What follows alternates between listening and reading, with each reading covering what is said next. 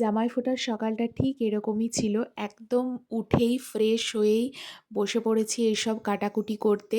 আর কাকু এইদিকে মাংসর ডিপার্টমেন্টটা নিয়েই নিয়েছিল, তাই এদিকে আর ঘুরে তাকাতে হয়নি। তারপর শাশুড়িমারা রেডি হয়ে গেছে জামাইদের ফোঁটা দেওয়ার জন্য।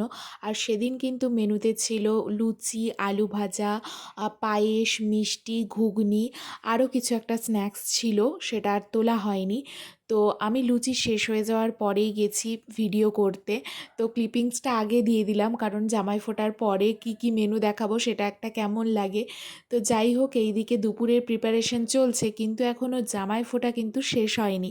তাই শাশুড়িরা একটু এনার্জি ড্রিঙ্ক খেয়ে নিল, কারণ ফোঁটা না দেওয়া পর্যন্ত তারা খেতে পারবে না। যদিও এই নিয়মটা যে মানতেই হবে সেটার কোনো মানে নেই, কিন্তু ওই যে কিছু জনের মধ্যে ওই সংস্কারটা ঢুকেই গেছে, তো সেটা তো চাইলেও বাদ দিতে পারবো না। তো নেক্সট পার্টে আসছি, এই পার্টটা কেমন লাগলো জানিও। টাটা।